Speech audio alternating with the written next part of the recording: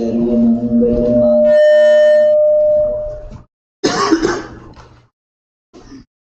I not stand here? Yeah, maybe on this side, other side.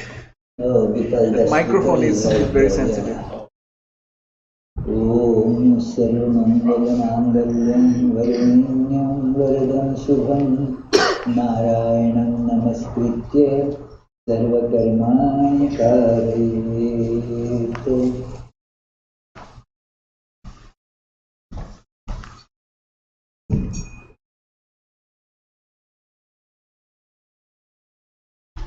Om Krishna.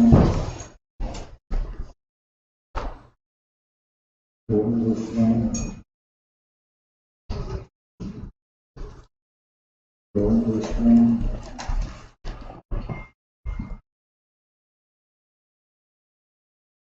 Om Tad Vishnu Paramam Padam Sada Pashyanti Surayah Diviva Chakshuratam Om Pavitra Pavitro Va Sarvavastham Bhakopi Va Yasmare Tundari Kaksham Sabhayatmantarah Shiti.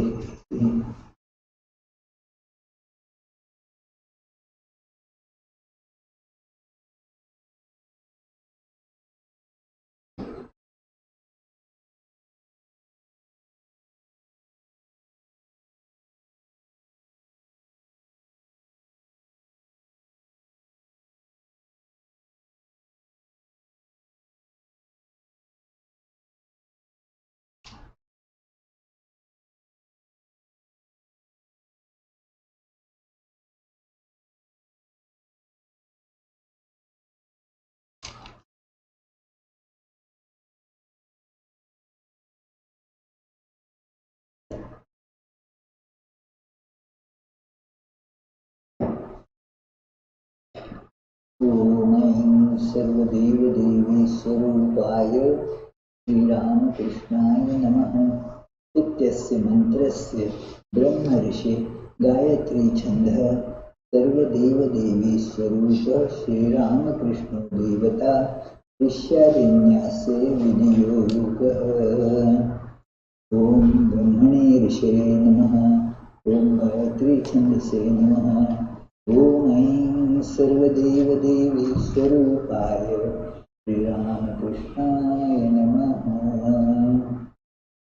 Om Sarvadeva Devi Swarupaya Shri Ramakrishnaaya Namaha.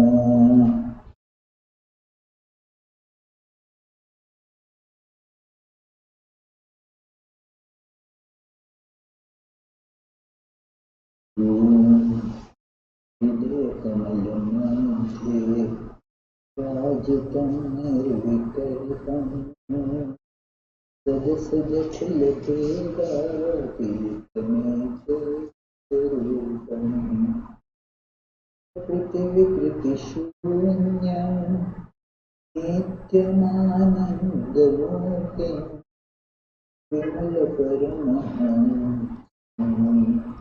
Ramakrishnam Bhajamah Nirupanamati Surukshmam Nishprapancham Niriham Vadana Sadrishamesham Sarvabhutadivasam Vigunarahita Satchit Brahmarupam Varenyam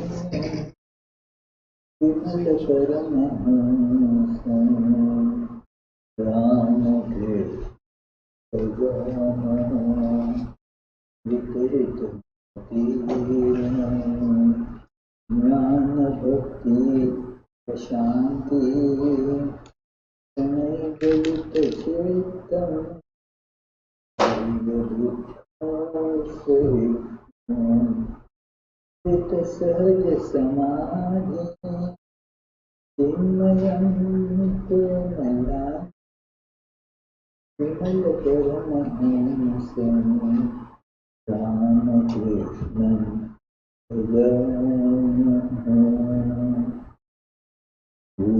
Padmasanam Dadyat Sahasravatchutamritaihi Adyam Charanayo Dadyat Manastarhyam Nivedayet तेनामृतेनाचमनीयं स्थानीयं तेन च स्मृतम् आकाशतत्त्वं वस्त्रं स्यात् गन्धस्यात् गन्धतत्त्वकम् चित्तं प्रकल्पयेत् पुष्पं रूपं प्राणान् प्रकल्पयेत् तेजस्तत्त्वं च दीपार्थं नैवेद्यं स्यात् सुधाम्बुधे अनाहतध्वनिर्घण्टा वायुतत्त्वं च चामरम् सहस्रारं भवेच्छत्रं शब्दतत्त्वं च दीपकम् नृत्यमिन्द्रियकर्माणि चाञ्चल्यं मनसस्तथा सुमेखलां पद्ममालां पुष्पं नानाविधं तथा अमायाद्यै भावपुष्पैः अर्चयेद्भावगोचरम् मायम् अनहङ्कारम् अरागम् अमदं तथा अमोहकम् अदम्भं च अद्वेषाक्षोभकौ तथा आश्चर्यम् अलोभं च दशपुष्पं विधुर्बुधा अहिंसा परमं पुष्पं पुष्पमिन्द्रियनिग्रह दया पुष्पं क्षमा पुष्पं ज्ञानपुष्पं च पञ्चमम् पञ्चदशैर्भावपुष्पैः सम्पूजयेत् शिवम्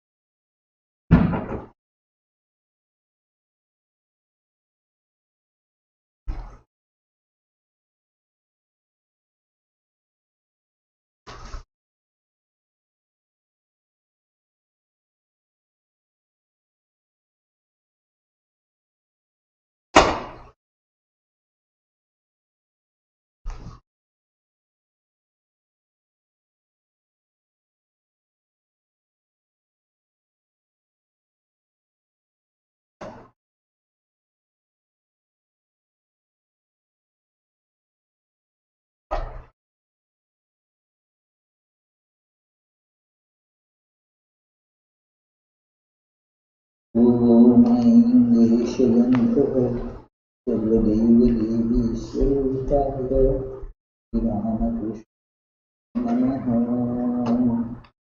ॐ ऐं इदं सचन्दनपुष्पं सर्वदेवदेवीश्वरूपाय श्रीरामकृष्णाय नमः।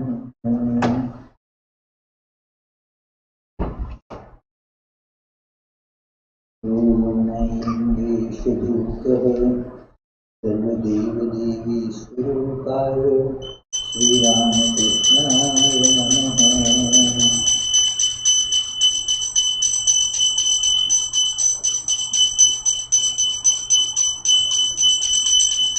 ॐ ऐं देशदीपः सर्वदेवदेवीस्वरूपाय श्रीरामकृष्णाय नमः।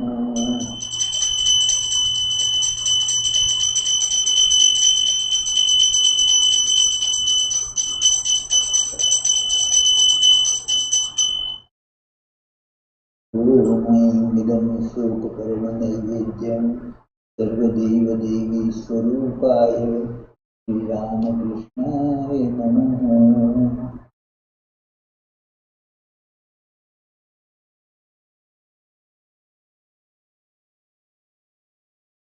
ॐ ऐं देशसचन्दनपुष्पाञ्जलिः सर्वदेवदेवीस्वरूपाय श्रीरामकृष्णाय रामकृष्णाय नमः।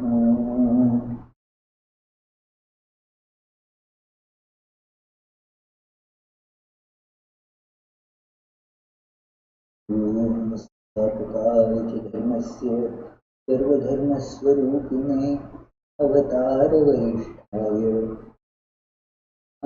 ते नमः।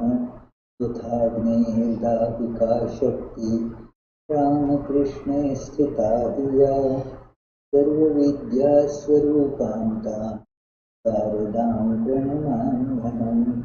परतत्त्वे सदा लीनो रामकृष्णसमाज्ञया यो धर्मस्थापनरतो वीरेशं तं नमाम्यहम्।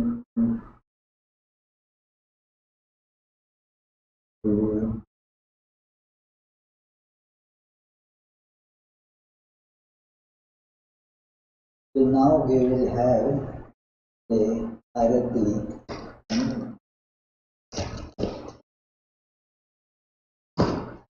Those many of you know the words. Sing along. You have to. You have it actually.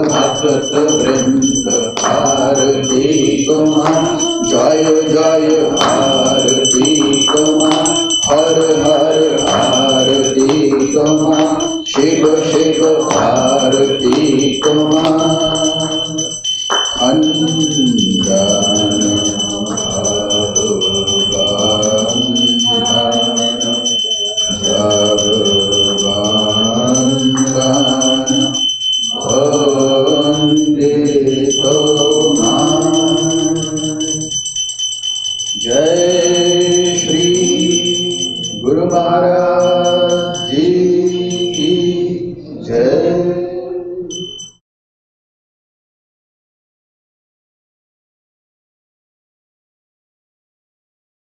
ॐ सर्वमङ्गलमाङ्गल्ये शिवे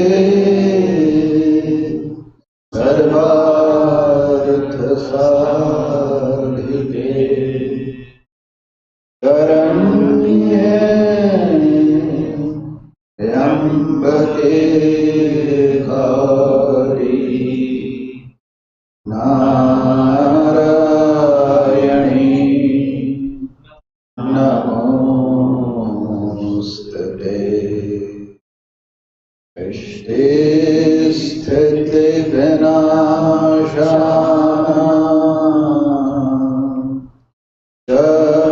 शक्तिभूते सनातनी गुणाश्रये गुणमये नारायणी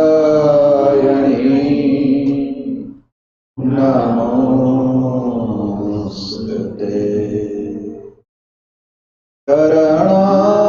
शरणागत दीनार्थ परित्राण परायणे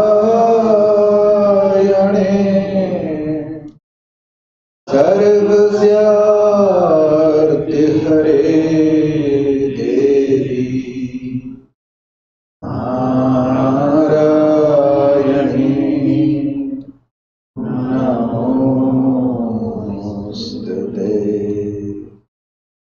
जय नारायणी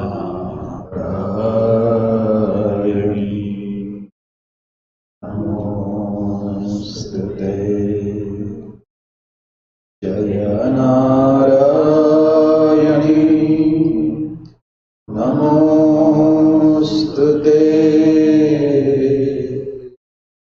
जय नारायणी नमोस्तुते जय नारायणी नमोस्तुते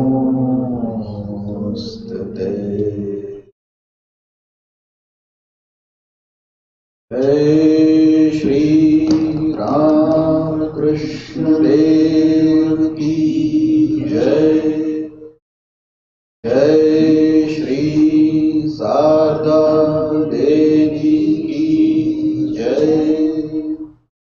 जय श्री स्वामी विवेकानंद की जय।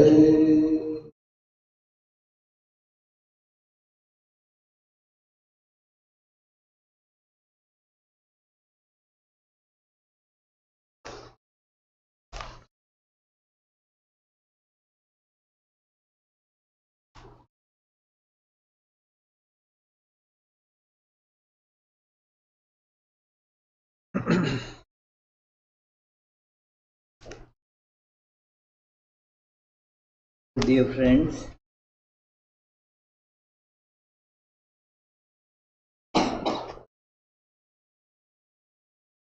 we were anyway going to assemble here on this day, the February 25th Sunday at 10 but that was the regular meeting, regular topic for discussion, but that is now changed because of this sad and demise of the soul of this Vedanta Society of Calcutta.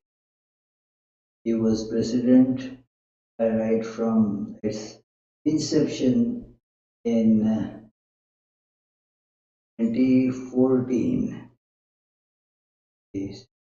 Our last meeting, December, that was being discussed. When did he start?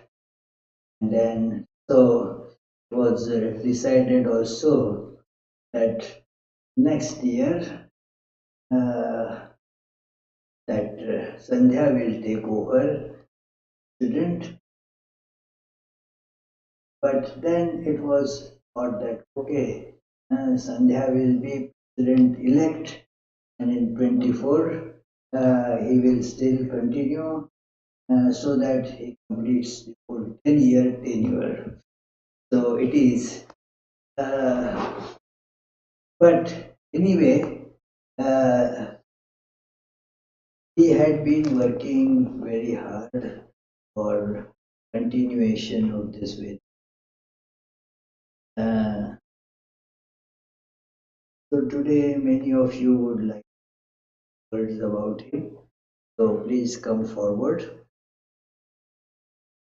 Says that you person that good to be shared. So please do come forward. I request Vinay to begin.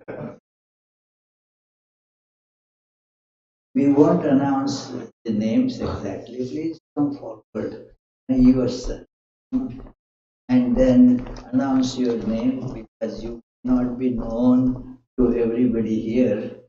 So announce your name, tell a few things about Lakshmanji, your association. And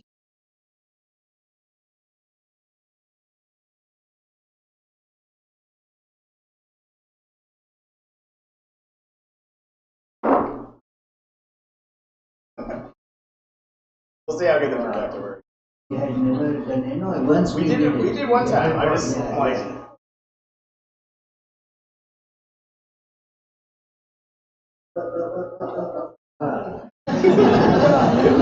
I'm pretty sure Dad's watching this right now, and he's like, I'm gonna play with everybody a moment before. Okay.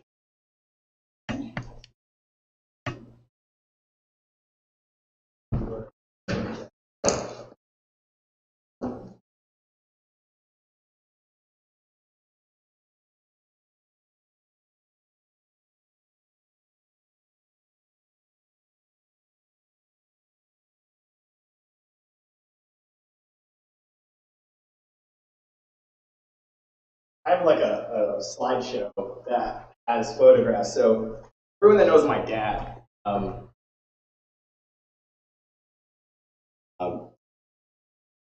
captured 100,000 photographs, and like so, I was going through like about 15,000 of them, trying to come up with slides. And there's, I think Swamiji, you might be at least 4,000 photographs of you doing various things at every place. So I think in 2014.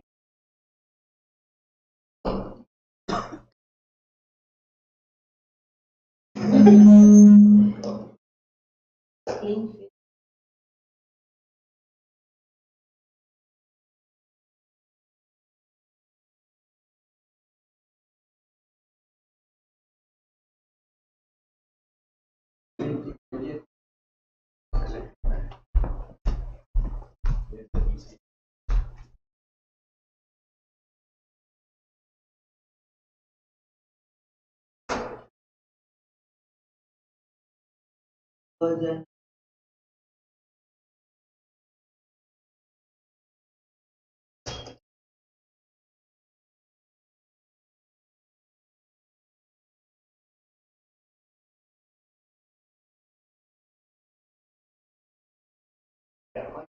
So we have a lot of ideas. I'm confident. There we go. Yeah, I think the cables. I just have to get close. Yeah, exactly. Sit there and just.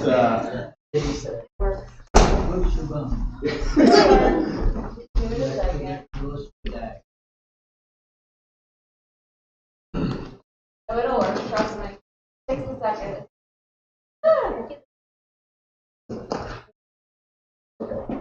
There you go. Do you want to just put the slideshow? It just takes a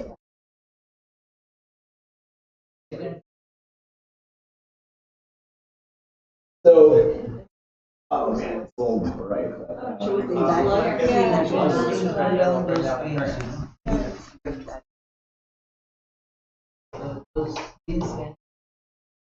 Next time. There we go. It'll just keep going in the background. There's some funny photos in there too.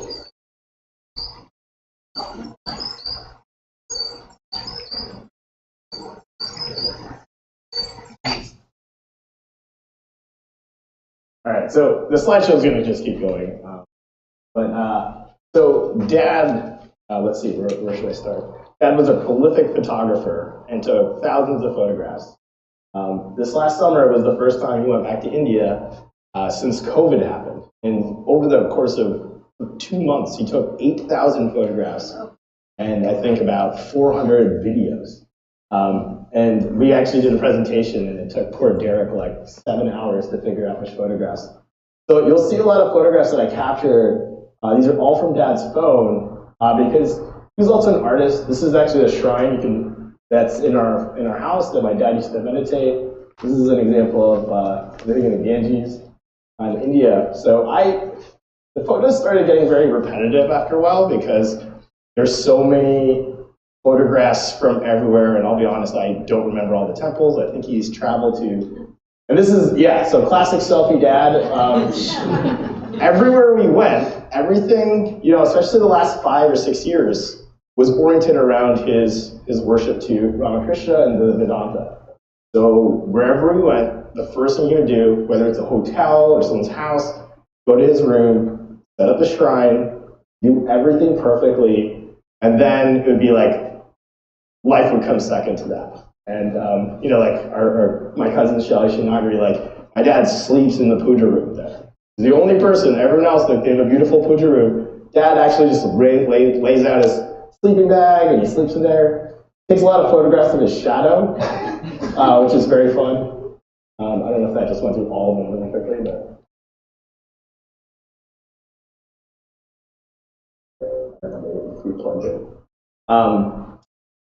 So in 2014, I was not so inclined spiritually.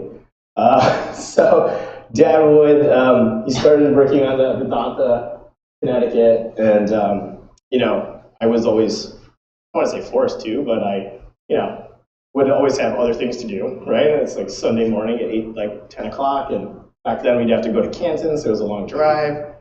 So I was always kind of like, oh my God, gotta like take it easy Saturday night.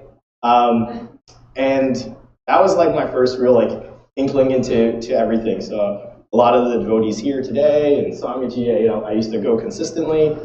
And I think over a long period of time, the messages started to seep in, right? So like hearing about Vedanta and the concepts behind the philosophies for a long time, and with persistence. Dad was always a very persistent person. He had tremendous discipline, and just kind of knew how to kind of keep pestering me. Maybe pestering is not the right word, but constantly influencing. I started kind of it started making more sense. I think as we get a little bit older, you're just like, hey, I'm not so immortal anymore. Then you kind of realize that you are through Vedanta. And it just started making a lot more sense. So that's Swami Adishwananda. That was my father's guru, and he was in the New York ashram for many years. He passed in like 2006 or 7? 2007, yeah. Late 2007, yeah. And so Dad, as a person, like, he loved teaching, mostly because he got the summers off.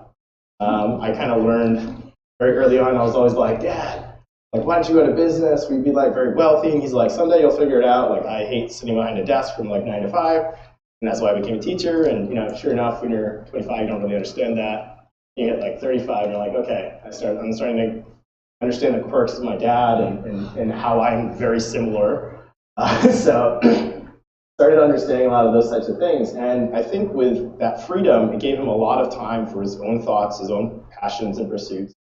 Some of these photos are from our house. So this is like a bookshelf that's in my dad's house. So like every room. Oh, this is a great one. This is from COVID time.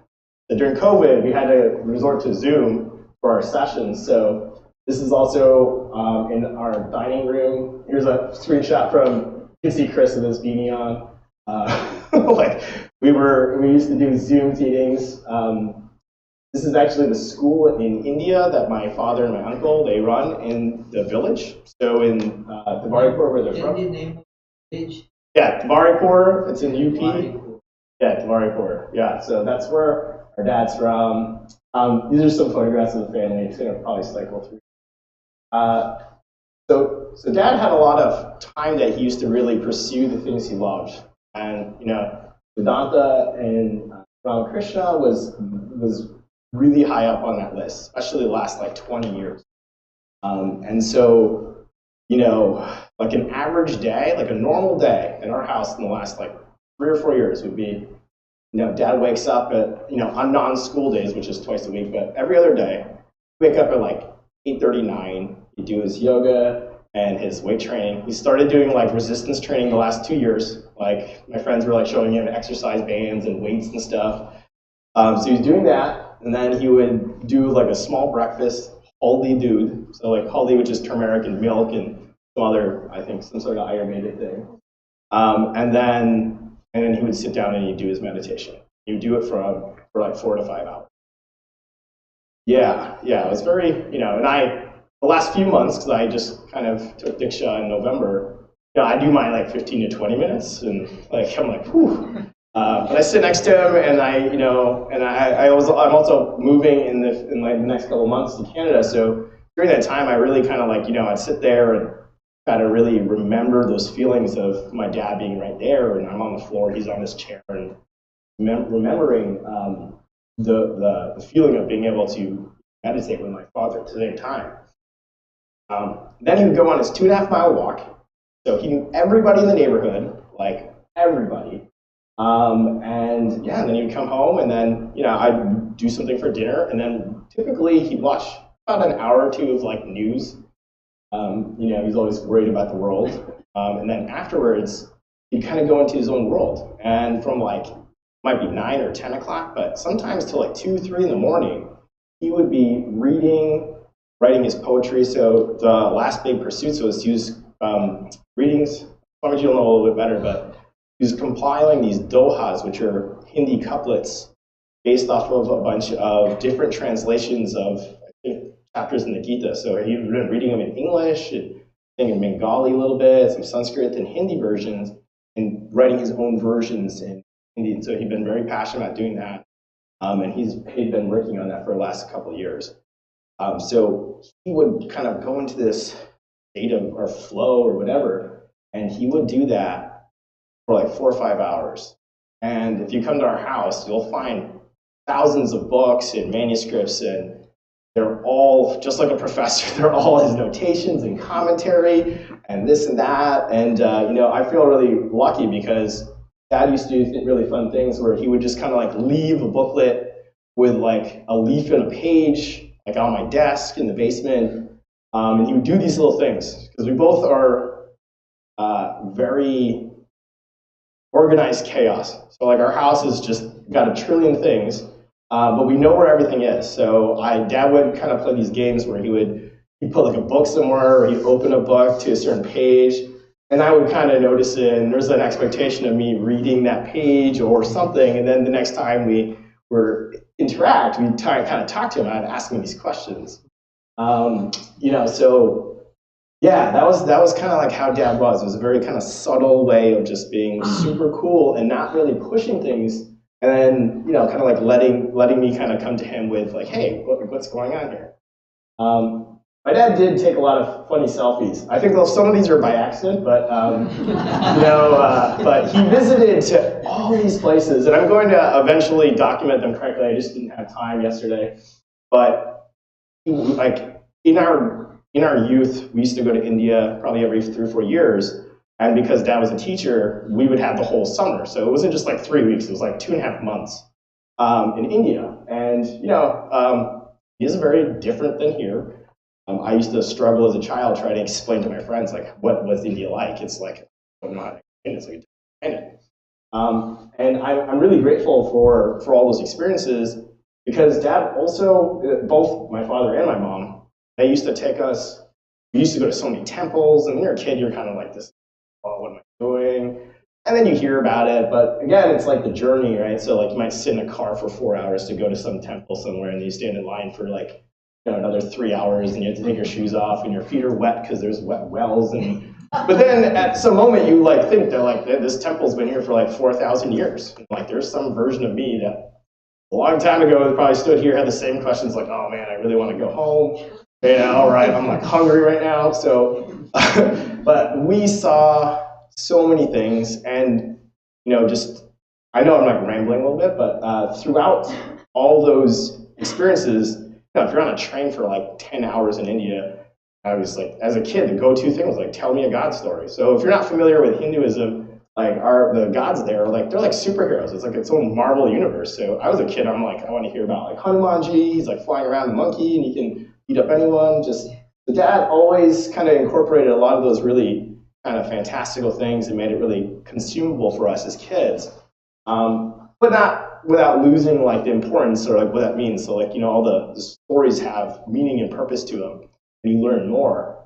So as we got older, we started reading this, like the focus went a little bit more away from like fun stuff to like the Gita, right, which is kind of I have tangentially touched this material, which seems to be probably one of the hardest things to study and truly understand and try to incorporate and learn. I think Dad would always just give me like bite-sized snacks. And if you ever get a chance to read some of the any of the books by any of the Swamis, like you read a couple sentences and you have to think about it for a few days, maybe at least a few hours, but if not a few days, and start thinking about it, kind of starts seeping in. And I'm really lucky because I got to spend a lot of time with Dad. So I moved home in like 2015. So I was in Tallinn for a lot of the Vedanta Center, Connecticut Vedanta, starting out, and I got to kind of watch Dad slowly, develop his spiritual practice even further. I got to participate more. I got to go on some of these wonderful retreats, both in Providence and in like Thousand Island in New York, and just be immersed with everyone, even the devotees. Like this is one of the kindest, sweetest places that I ever get to go to. Whenever I'm at the ashram or here with everyone, it's really amazing. So I always thank Dad for and my mom, but really for being persistent with types of things. And I'm like a little bit of a slow learner sometimes, but it was pretty remarkable. I mean, it was pretty sudden.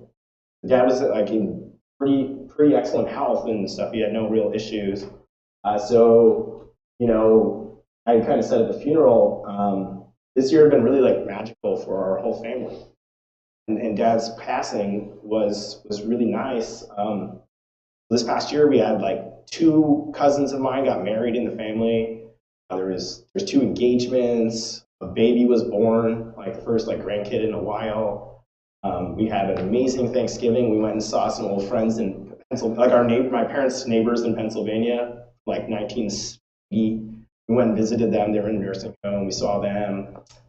We had the most amazing Christmas. Our whole family we went to, like, first time we ever went to a really big house and movie theater and stuff. It was crazy. And he watched Barbie. That was the last movie. He never watched movies, but my sister insisted on us watching Barbie, and the whole family had to watch. And my dad was like, "This is an excellent film. Like, there's great corollaries, So he still played ball, and he like sang songs with us during Christmas time. And again, like he was always capturing people because he was an avid photographer from like the 60s. So he really did capture a lot. I'm in the process of trying to really look through all of his media and start compiling stuff. He also has, I think, every single audio lecture he ever like went to. And like my friends around town that like live near our house, one of my friends, like Seth Levine, he was just like, I see your dad every day, at the same time, he's got his phone around him and he's listening to something. And I was like, yeah, he's listening to the lectures. So my father would record all these lectures, Swamiji's lectures and online lectures and translations, and he would consistently just be enveloped in these thoughts and his focus. It was really beautiful. So yeah, I have literally like 200-300 gigabytes of audio files, and I think he really just he kind of went doing exactly what he loved doing, and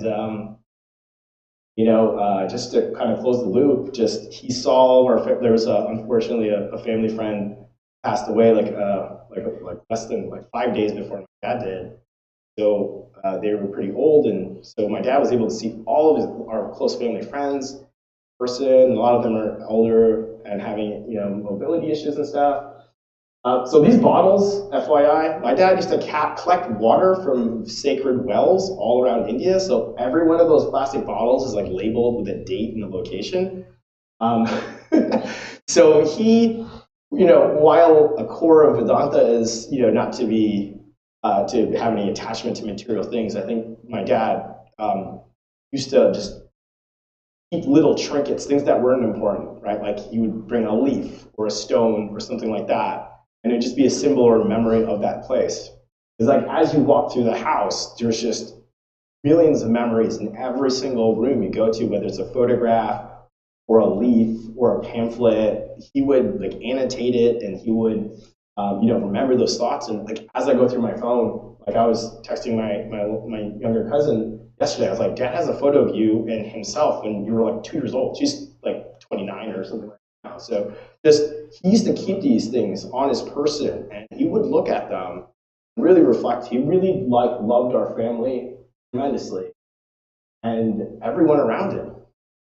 So it's I feel mad sometimes. Like I thought at least I had another 10 years, but he taught me everything I needed, and like I just built an amazing blueprint of like how to be a happy person, and and again, all those lessons are what I'm realizing are in Vedanta, right? Like you do everything for others, and yeah, it's I miss my dad, but I'm so lucky to have such an amazing family and circle of friends, and Swamiji and everything. So I just want to thank everybody who's here today. This is the largest crowd. I'm going to definitely take a photograph because that's what Dad would be doing in all these events. And then he would email Encore like 45, 50 photos, and Encore's like, how am I going to get this on the website? And like, it was always entertaining and awesome.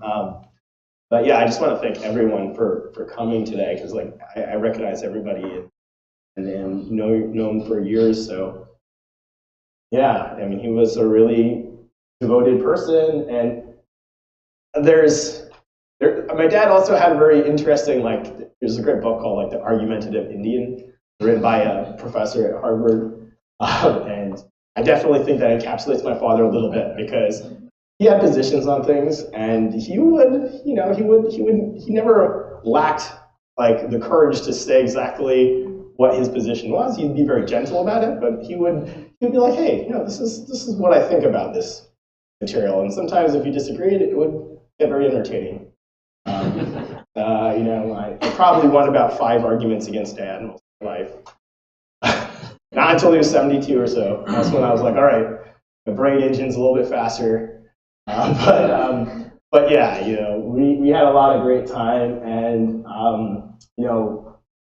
again, like everywhere I go, there's just so many memories and reminders of him and just things he would say, and I also miss me kind of quoting Vedanta back to Dad, particularly the saying that when you do your grace, it's like find fault in yourself and not others. So anytime Dad was like, "Nah, you should probably learn to wash the dish correctly," I'd be like, "Find fault in yourself and not others." So we had a lot of fun, and he was just a really kind, wonderful person, and he looked at the world, with a very beautiful lens, and he liked to really appreciate it. So thank you guys, everyone, for coming and just being part of my life and my father's life. Yeah, if you guys have fun stories to say about my dad, I mean, there's a lot of old faces that have known him for a long time. Feel free to Please.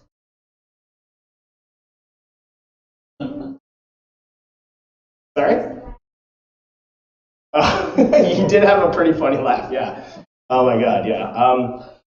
Yeah, Dad was a jokester. You know, I remember like the last time we went to the ashram, I was like, I think we were having like breakfast or something. It was like myself and Abjit and Adi and Sanji. I was like, Dad always gets mad at me for the things that he does. Like he was always like a joker and would, not like, I don't want to say a troublemaker, but he would be like a little mischievous when he was a kid.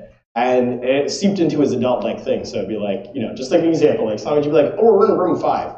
And like my dad would just go to room 4 and be like, I'm like, Dad, why would you said room 5? And he'd be like, yeah, it's fine. You know, like little things, nothing intense, but it would always be funny. And I'm like, and I have that same characteristic. And then he'd be up, and I'm like, Dad, you can't get mad at me. I'm like, I'm this way because of you.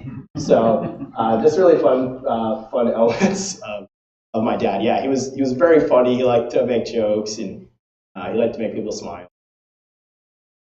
You know, like. If you ever had him at a course in UConn, I'm pretty sure that the first thing he would do on day 1 was he'd write his name in Hindi on the board and then ask the class, like, does anyone know what this is?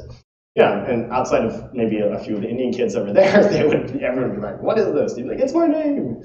So just kind of funny things. And another funny school story was I taught a course with one of his really good friends, Dr. Swersey, and the class would be on like unpredictable events, right? And so then Arthur Urkel would come in on a stretcher in the class, and then my dad would wear like a turban and then have like a crystal ball that would try to predict the future. So you know there was an element, you know, these guys are both professors. You know, they had a very childlike way of like looking at the world and trying to make things more consumable and entertaining. Yeah, you know, it was he was pretty awesome. Anyone else? Yeah, sure. This is Nikhil. I give his talk. Oh, you started looking. Okay. I'm Nikhil Trivedi. My family calls me Nikki. I went to Tucker Uncle's celebration of life, and a lot of people talked there that knew him really well, like his neighbors, Vinay, very close people. And I was nervous to talk because I didn't know him that well, but kind of in the car ride and just over the days, I was thinking, maybe this is a good reason why I should talk, because I didn't know him that much. So when I was little, I grew up in Newtown with my Nani and Nana. They were also very religious. And every Sunday, they would go to the ashram for hours. And I was a little kid, and so Sundays meant the world to me. Because at the time, my whole world was just playing video games. I loved playing video games, but I had such an addiction that my mom gave me a timer, 60 minutes. Anytime I played, I had to put that timer on. When it ran out, I had to stop playing. And the great thing about everyone going to the ashram is I could play video games and just never start the timer. And they would come back and they'd be like, oh wow, it's at 58 minutes. I'd be like, yeah, I just started. And every day at the ashram, on Sundays, my nani would be cooking. There's always different people coming because it was a long ride. Kate and Uncle, a lot of people. And they would see me getting ready for my video games and be like, what is this nonsense? And a couple of times Tucker Uncle came, and like I said, I didn't know Tucker Uncle that well at the time, but there's just something about his spirit and his character that I always loved. He'd always go up to me and be like, hey, what funny business are you up to? And I would tell him, I would say, you know, I'm ready to play video games or whatever was going on, whether it was swimming. And he never judged. He always seemed to just see me. And I always thought it was really nice. He would see me and get really happy to see me. I would get happy to see him. And it just seemed like every interaction, no matter how small, it felt genuine. And like I said, on Sundays, when people would leave, I would get so happy because I had that time. But it's like when Tucker Uncle came on Sunday and they left to go into the car, I remember every time I'd be feeling a little bit down, like, and I wish Tucker Uncle was still here. I wish he stayed back. I didn't know much about him, but I just really, really loved spending time with him and talking talking to him, and after I learned more about him at the Celebration of Life, I was just truly inspired. About like his art and his devotion, and they really say that you are who you surround yourself with. The people you're around really rub off on you. And I've always, thought I've been religious my whole life and try to follow my faith. And there's just something comforting in knowing that I knew him early on, that I spent time with him. And I hope to think that somehow, even a little bit of his character, his strength, his humor, his passion has rubbed off on me. And I think it says wonderful things about him because I didn't spend that much time up with him, but the time that we did spend together was really meaningful. And I appreciate every second of it. So, yeah, thank you.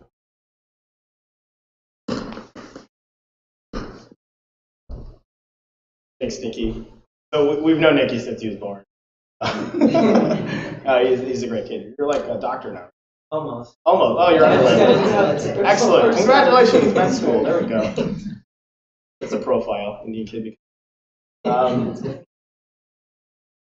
I could follow up on that. Yeah, sure.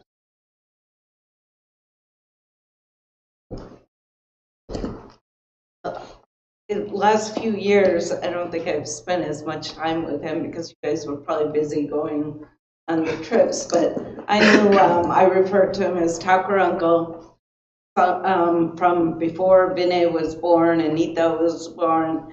So I've known him all my, for many years. And we have fond memories. It seemed like it was a little different back then, not so, not spending those hours meditation, but talking about how his humor. One time I was in the car, in the back seat. We were actually going to the ashram, and Tucker Uncle was driving, and his wife Auntie was next to him. And she would say, and I loved hearing them going back and forth, their little squabbles. And she's like, Raju, you're driving too fast. And what does he do? He lifts his hands off the steering wheel and he goes, how's this? And they would and then she'd get upset and then he'd go on. And those were like, I used to love going in the car with them or being around both of them. The connection was so funny. And then some of the nice times I did get to spend with him was, I think the first time he went to Thousand Island, I was there with him. So we had gone, and when he was going to take his initiation up there. So every now and then on a Sunday, he would come to our house. Your mom would come also. And it would be them, Tucker Uncle, Chetan Uncle, me, my parents. And it was just like fun going in the car ride. We'd have like nice discourses. And so that was a really good time with your mom too.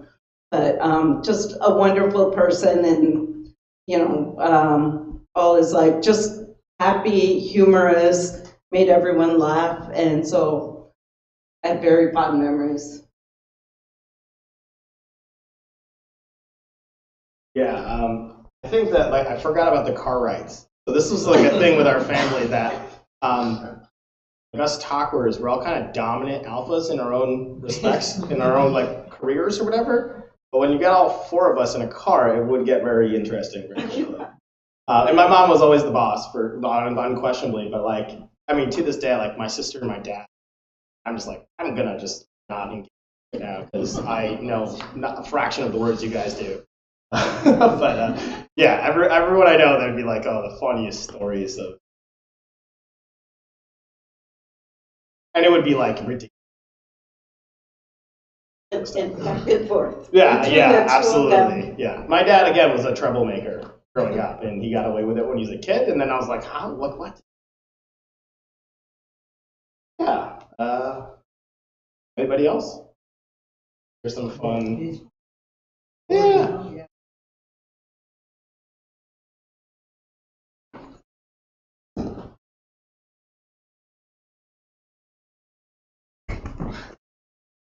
This is Nagari. She's my hubby, which is my cousin's. There's a special relationship in Indian culture. So they were Bhabhi. So, morning and namaste. I never thought I would be attending a session without Mama. Just realized that this morning when I was taking a picture of the shrine, and I do remember after sessions, he would give us a photo dump of the session. We had like 10 to 12 pictures.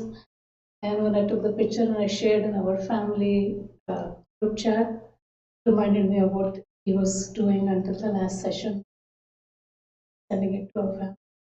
So let's not get serious because, as we all know, Amaji was not a serious person.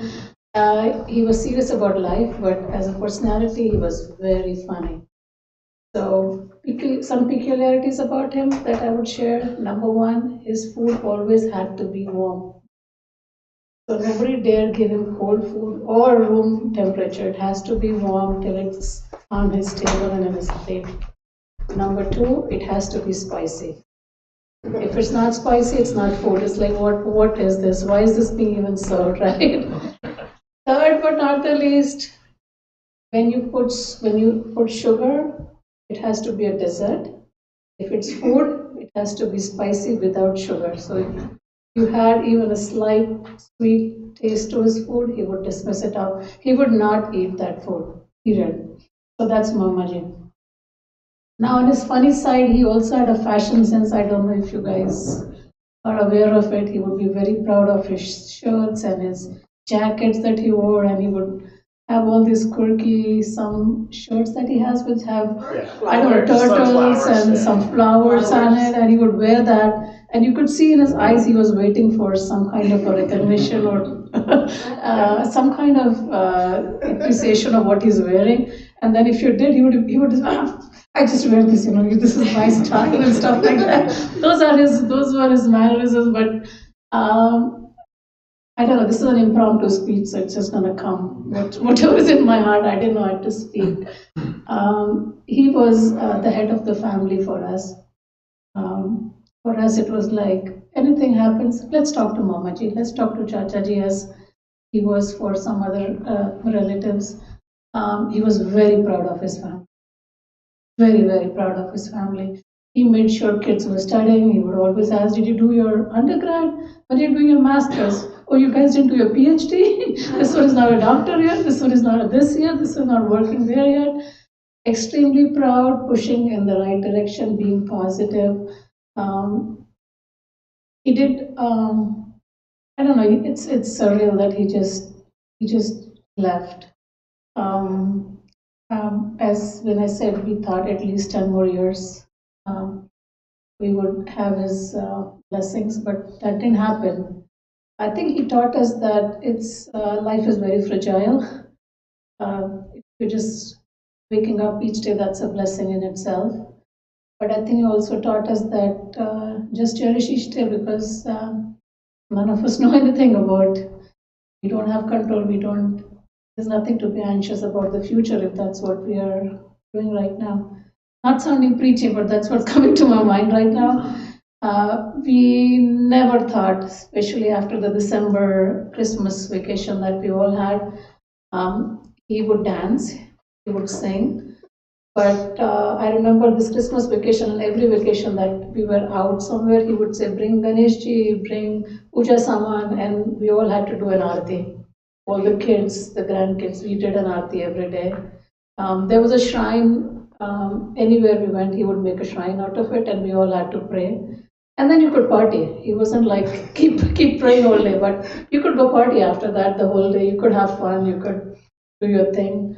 Always involved. He was like the elder person in the family, but then he was worse than the youngest person in the family when it came to childlike naughtiness. So he was a very naughty person. His jokes are very impromptu, and they were brilliant though. I can't think of much because right now my mind is like all over the place. But definitely a great sense of humor. I don't know if we're gonna miss him. That's that's an understatement, but we're going to try to live the life he wanted us to live as a family. He was definitely very devout, very religious. He would always say, "Did you pray?" He would send in the family group chat, "Did you guys pray today? Did you do the puja?" And he would always send his puja pictures to inspire us. Always wanting people to read books like his daughter. Yeah, what book? So if he came home, he used to call me Nagri Devi. I don't know why, but out of joke. He said, "Nagri Devi, what book are you reading now?" And I'm like, just the 500 emails per day. No, that's not good. That's not good. So, yeah, so I'm pretty sure Mamaji is watching and he's like, this great Nagri Devi just shows up at my Vedanta session for the first time when I'm not here. So I'm pretty sure he's shaking his head, but he's also happy that we're all here, honoring him, remembering him. And these are fond memories. There are many of them. I'm pretty sure if I sit down, others would just come to my mind. But I'm here for the first time, maybe in person, but through him, we knew how important this was for him. Like if he was anywhere, if there was a session on Sunday, he would make it. He would even drive midnight if he had to, or make midnight drive him to come here. So, that part, that this was immensely valuable, close to his heart. And Swamiji was probably his father, his mentor, his guide, everything, his God. But that's all I have to say today. Thank you so much. One funny thing, because remind me of this. But Dad, like we have this huge WhatsApp family chat, and he discovered emojis at one point, and I think the kids know emojis better than everyone else, but we just start making these emojis that no one had ever seen. It'd be like an arrow going toward a target, and we're like, "What is this?" And then the kids kind of realized like he was an actual, like a real hipster from like the '60s, and that when he explained them, we're like, "Oh my God, that's a whole different level." And then the last one thing before I hand it over to them was my dad would, on his walks every day, would just take photographs. And so this one time he like drew an Om into the snow on a rock. He's like, "Look what I found." I think one of our little cousins was like, "Wait, what? That actually happened?" And it was like an actual discourse. Because my dad used to like tell all the most ridiculous jokes to all the kids when they're little, and they believed him. And just there was just so many stories of that. They're a little quirky. So I've known Tucker Uncle my whole life, and so one thing that you and your dad have in common, because I don't personally remember this, but I think at one point he might have had a big beard or something. Mm-hmm. My mom told me I was terrified of him because I've known him as a baby. And I remember when my daughter was like 2 years old, Vinay had this big hair. And she saw him walk into the house at a family party once and just started crying and crying. So yeah, you guys do have that in common. And then I was sitting here calculating that 30 years ago, I had him as a professor here at UConn. I can't believe it was that long ago. And I was in the business school program, and I knew there was always a possibility I could have him.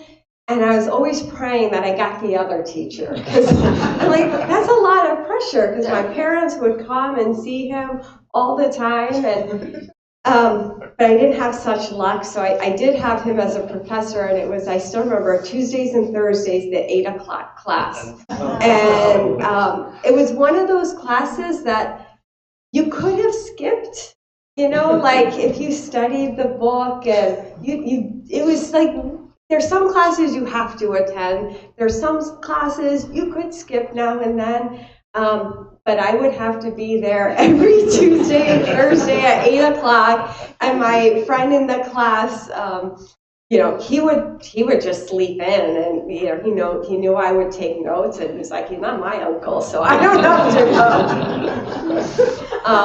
But it was but he was fun. Even at 8 o'clock in the morning, he'd he was so chirpy and he'd tell jokes.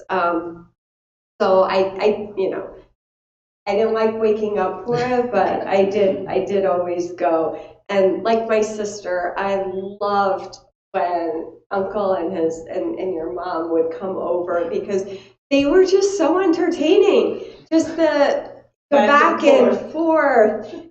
How'd you this? Oh, say hi, and he'd put his hands up in the air, and he'd always have this little dance.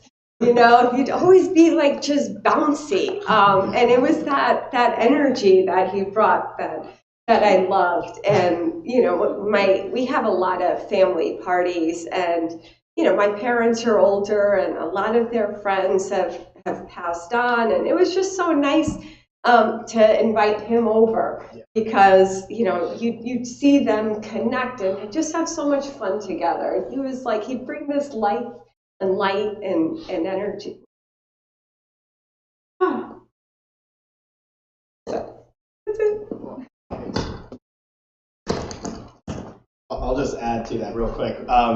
So we used to go Nemo's parents, Vedanta are like probably my parents' best friends for a long, long time.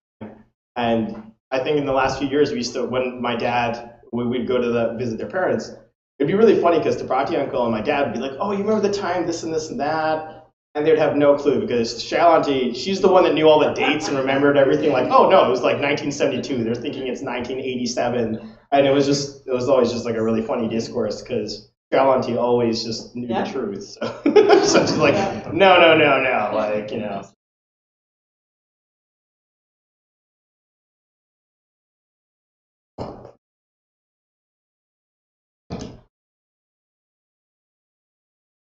It was really a pleasure listening to Vinay and all of your reminiscences about Uncle Ji.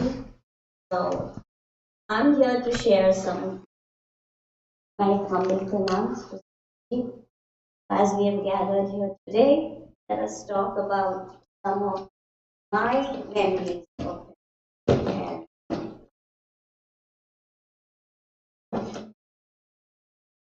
So once we met Uncle at our Vedanta Society of Providence Center, and I think it was a function or it was a celebration, and we were sitting down to have our prasad, the afternoon prasad. And as soon as we started eating, Uncle Jesus said, "Oh, this prasad," and he said it in Hindi. क्या खिचड़ी बनाई है स्वामी जी ने? And I said, what happened? And he said, इसमें ना कुछ नमक है, ना कुछ मिर्ची है, ना कुछ spice. And we all burst out laughing. He laughed too. But that is how I remember Uncle Ji. Like he was so full of energy. He was so enthusiastic, lively, humorous, witty. And he had this childlike quality about himself, like, he would like just say what he felt it was. He would be frank about it. Many times I would bring some stuff in here, and he was quick to praise as well when he really liked it, especially the desserts. And would come and say, "Oh, this is so good. This I like what you've." But then sometimes when maybe it was not to his expectation, he would immediately also comment and say that, "Oh, this is not at all. क्या बनाया है तुमने? Like in Hindi, what have you made?" Like so, but I never took that negatively because I just thought that it was his loving self, like, and he was so free that, he felt so free that he would come and, like, actually tell me that, well, oh, this was not good and this was good and all that. So, I have these kind of memories about him. There was one time, like, it's mostly related to food now. So I had bought something, a quinoa dish, something made of quinoa. And I was waiting to hear what he has to say because every time he would tell me something. So that day he didn't say anything. So I went up to him and I said, Uncle, what do you have to say about this? Did you like it? Did you take it? So he said, oh yeah, I took it. It's good. you know what, it's actually too healthy for my palate. So I'm not going to really, I mean, I didn't really take a lot, but it's good, but not so healthy for me, for my palate. So, I mean, I don't know what else to say. He was such a loving person. And when we heard it, like when I first got the news, my husband and myself, we were so shocked, like because we had just met him in November, last year November, and that time he had said, "Oh, you know, I'm getting old now, and I want to give up my responsibilities at this place. I don't want to be the president. Now I just want to enjoy my life." So that's why Swamiji chose some members as well who would, place him. But we never thought that this would happen so fast. But when I heard the way it happened, um, wonderful. I mean, what better way to go than this? I mean, he was in his best faculties. He was like physically and mentally health. He was working, and he didn't have any really ailments as such. Wasn't hospitalized. So what better way to go than this? I think he led a wonderful life. It was really a celebration of his life. We are having today.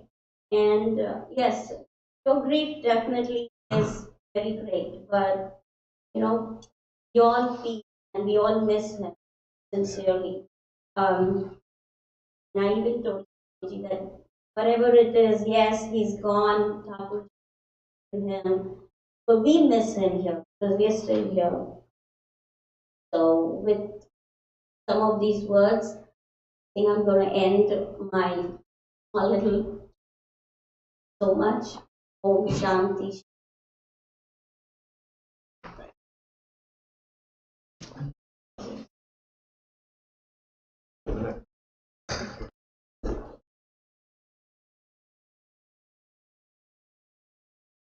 Pranam to Swamiji and pranam to all of you.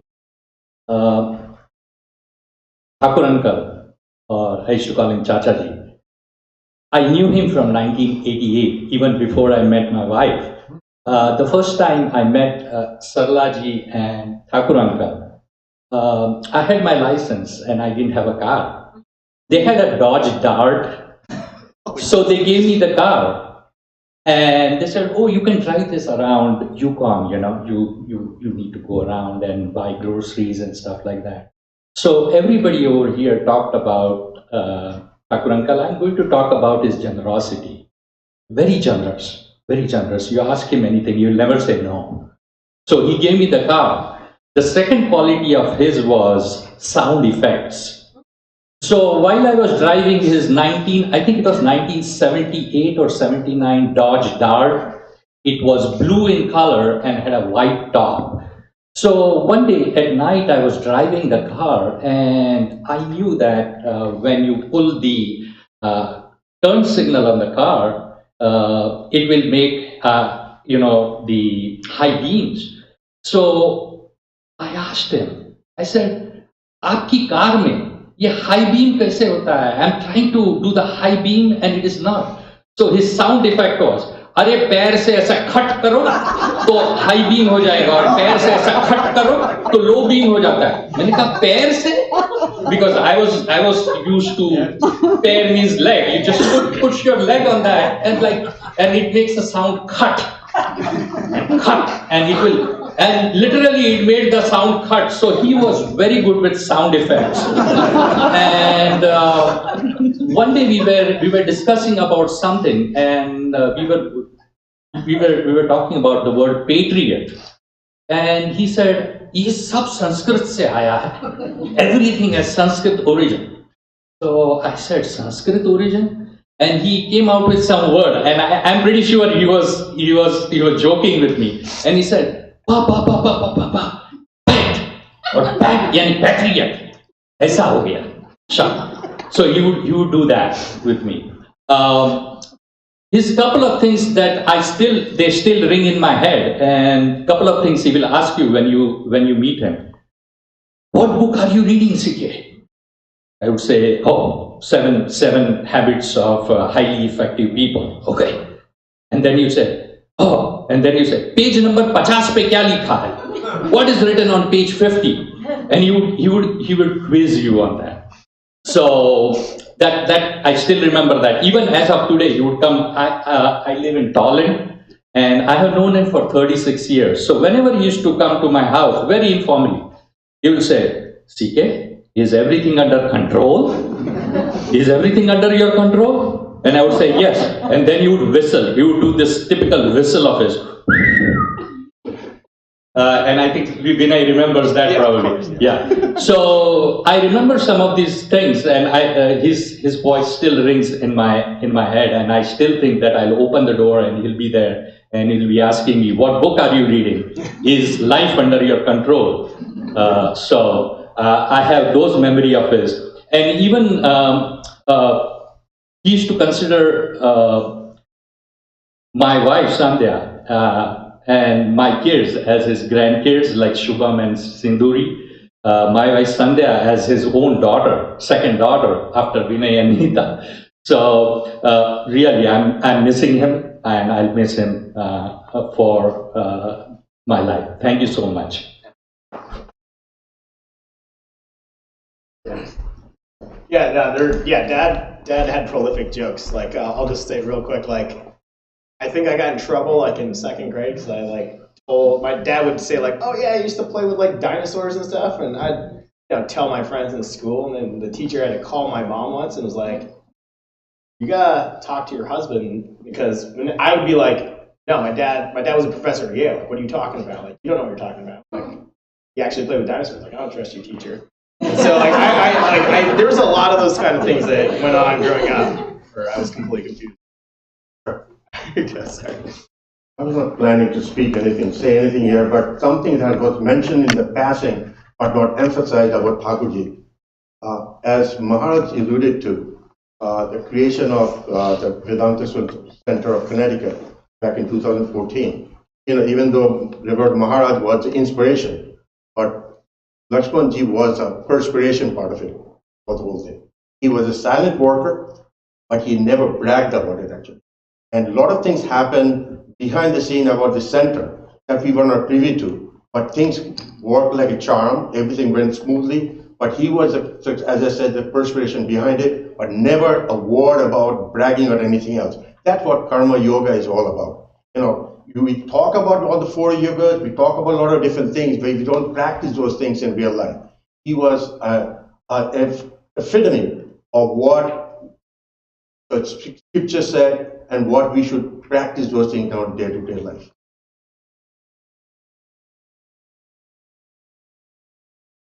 Yeah, definitely, Dad. Definitely like he lived it. Yeah. Oh, good call. Yeah. Well, I think it's. Hi, my name is Lori, and I'm this building from. And I just want to say that I don't know what it is about him that was just so special to me, but the rental of this place by Vedanta Society has. We used to email back and forth. He used to send me videos. Just to tell you, I don't know if you remember this, but the last time you were here, he thought that he heard a sound that he thought was music for that. Oh, right. And it was the heater. It made me chuckle because my father happens to have Alzheimer's, and it's really difficult. Just thinking about your dad, that was just so special to me. And when I heard of his passing, it has just hit me really hard. And you guys being here in this building is really meaningful to us as a religion, different type of faith. Here is so special to me. I'm just really going to miss him. I hope that you'll continue here, and our organization is meaningful to me. Thank you all for being here.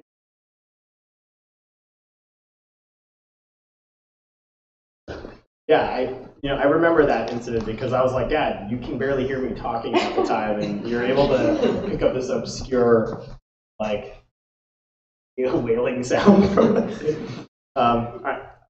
Really? Yeah, sure. Yeah, for sure. Yeah, so I come from a really different background. I've known Vinay for a few years now. I met him through 15. Since then, I've been coming to Vinay's, hanging out with him. You know, I come from Texas, so in Texas, it's yes ma'am, no ma'am. You know, you really don't speak spoken to, that type of thing. When I came into Vinay's house, and his dad would, you know, we'd be down in the basement talking about work and just being busy, whatever. And all of a sudden, I'd hear his dad, and Vinay, Vinay. It's like unintelligible sound of it, but I knew it was his name. And then Vinay would be like, Dad, God, Dad, what do you want? What? And I was just like, oh my God, why are they so angry at each other? Is everything okay? Like, should I call somebody? And but over time, like over the years, I realized that anytime I saw, Vinay would run upstairs, and they would to my ears, they were yelling at each other. When I this is how we talk. When I witnessed the conversations, I would see like a smile, like play at their mouths as they were talking to me. I felt that there was a very deep love there. My dad actually died probably a few days before Vinay's dad's did. Dr. Thakur just meant so much to me, such a sweet, and was so giving. So there was so much humor there, love there. I felt that, and I felt like I was family. Thank you all for sharing all your stories today, because I feel like I know him that much better now, all of you. So thank you.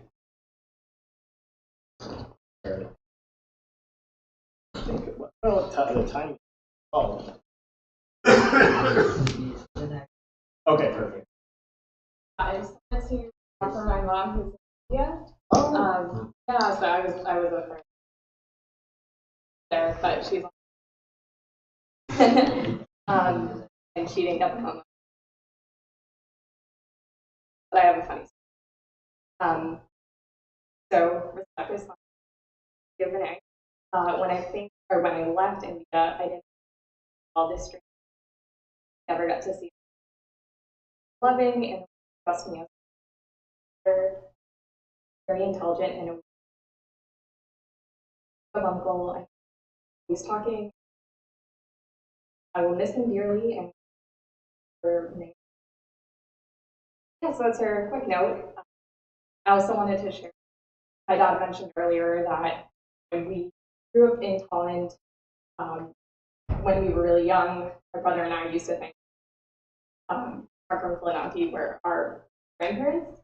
And when I was like in kindergarten, I used to like brag to like other kids in school, hey, my grandparents live in Holland. So when my parents told them the story that I was telling, they laughed and like kind of broke the news. Were devastated. But then right around this time, your dad came into like a Mexican cave. Picked up somewhere, so then started like threatening us with that. So then I was like relieved. I was like, this guy's not related to me. He can't hit me anymore. And like, I'm safe. So I was still really scared, but yeah, it's a fond memory. Like we still have that closeness. Thanks, Cynthia. Yeah, they lived in town, so like I'm pretty sure you guys, my parents babysat you guys a lot, which makes sense. But yeah, like Dad used to do. I just want to say one thing. No, don't bring it up. I just want to say he was a great friend, and he was a very nice person. Yeah. Very nice person. Yeah, I mean, yeah, like that was pretty. And I think the memories that you make are always like those. It's not like it's always the small things, right? Like I remember one time we stayed in one of the mutts somewhere in India, and it was just like we stayed at the ashram, and it was just like those wood katias. Like there was like 3 of us in a room, me, my sister, my dad, and it's like on this wood, and all we could do is go to the library. But I do remember that being the first time I like opened an actual Vedanta book and was like pretty wild. But it's those little memories that you retain.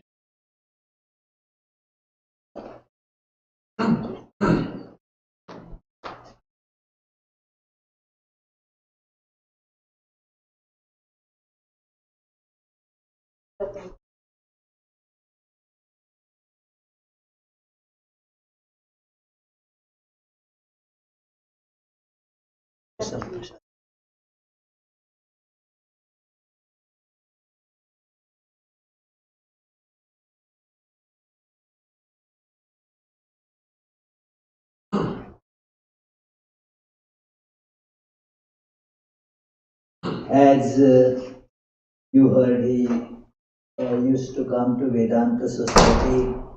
Many Vedanta societies and centers that were very dear to his heart. And I'm just telling one thing this occasion. The last time he came to Providence with Vinay, and they stayed for just one night. That was one Tuesday, and after that, Tuesday we have a class there on Gospel of Sri Ram. And after the class, there is a question answer.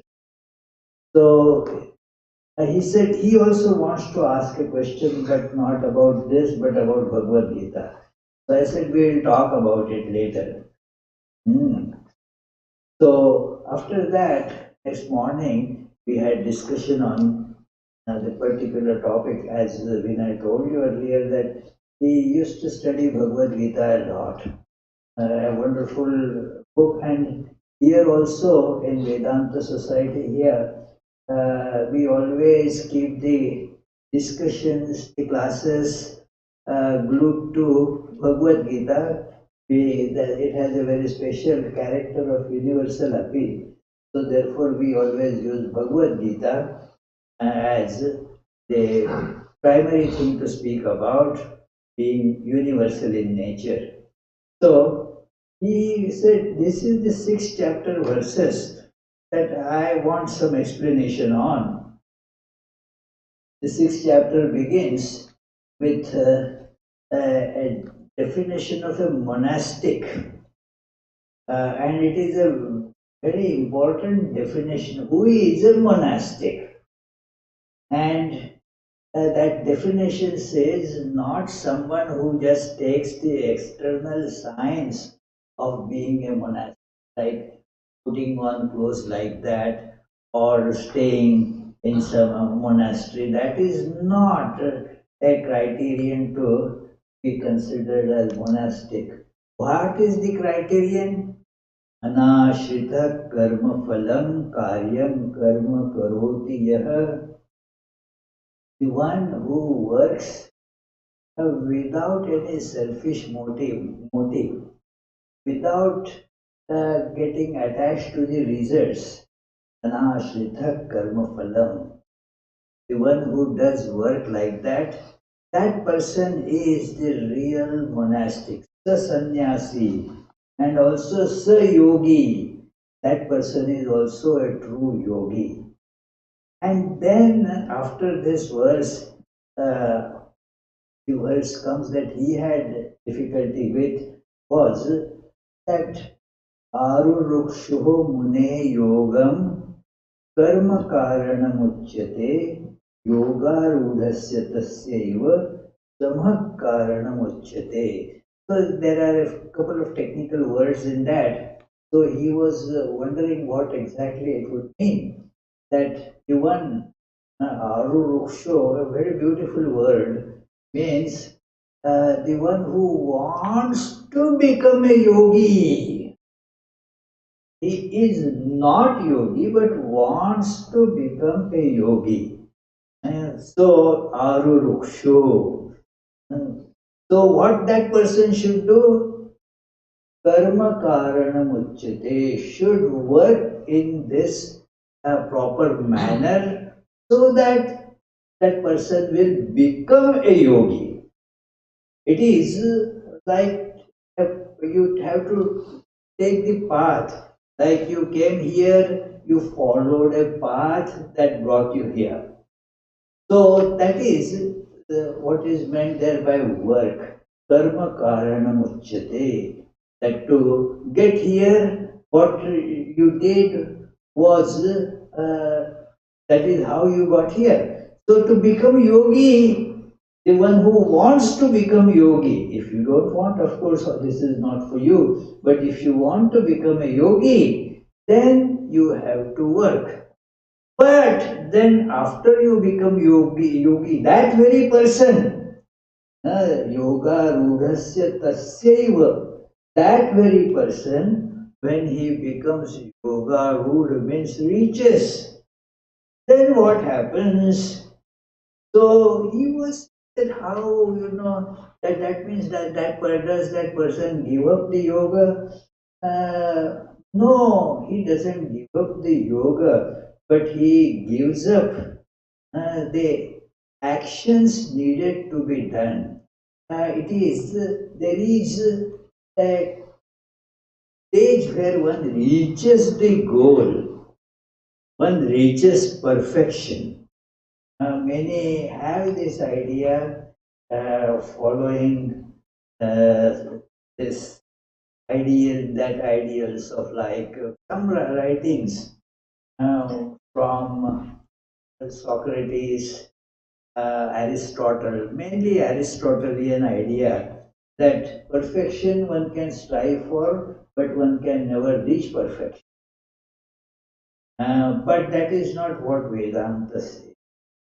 Perfection can be reached. We should never have an impractical goal in life. Perfection is the goal. That is why we like everything to be perfect. So perfection is the goal and it can be achieved if we strive properly. So that is the that's practice that is called here the work. And that is the work that one should take up. And while doing that work, that leads you to exactly that stage of perfection.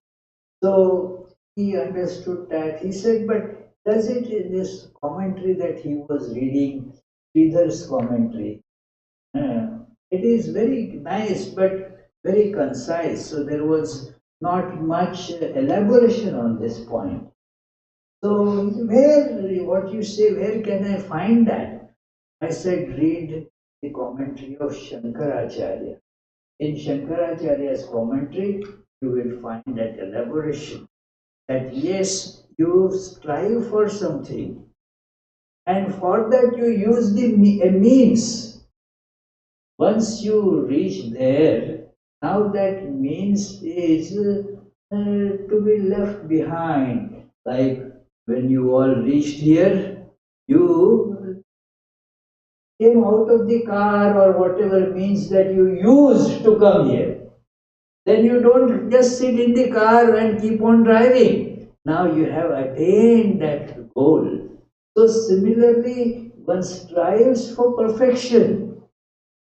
And then yoga rudha means you become now a perfected yogi.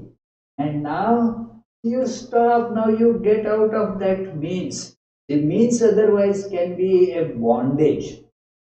Why it is told and what is there meant in the commentary also is that you get attached to the means and do not want to give it up even when that purpose is done.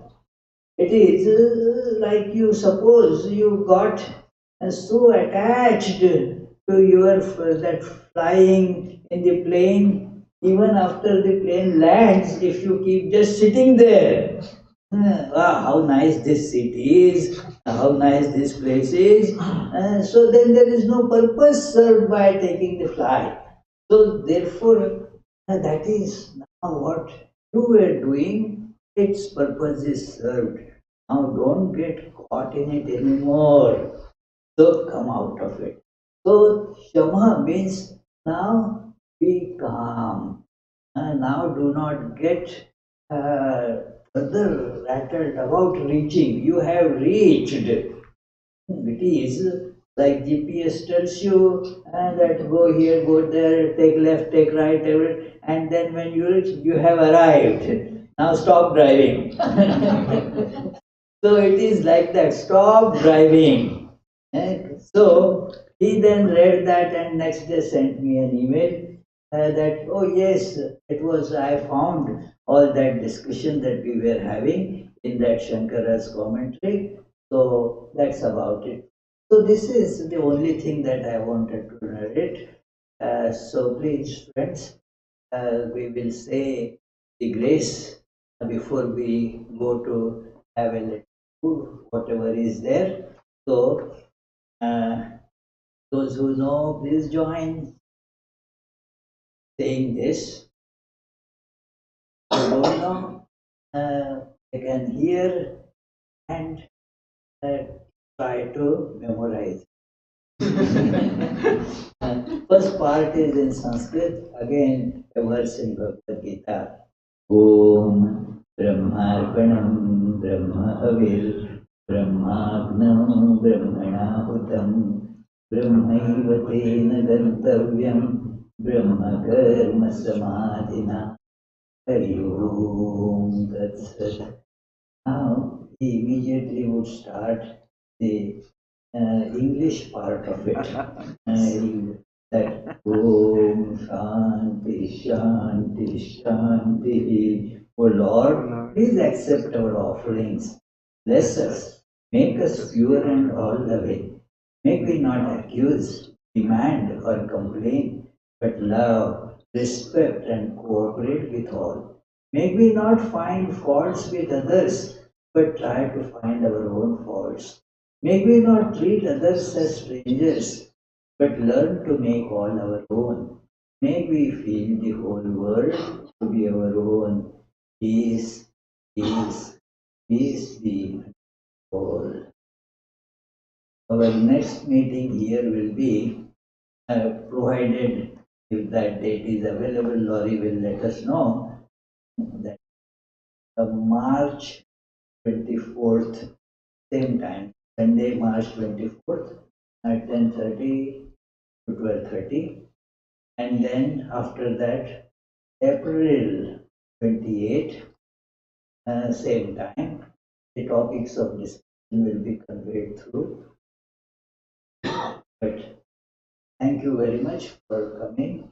I think we never had such a big gathering here. So, so that shows how much people loved food. So, thank you very much. Thank you, Vinay. Please, since we have already said the blessings or grace, please proceed forward. There, the food is kept there. Thank you.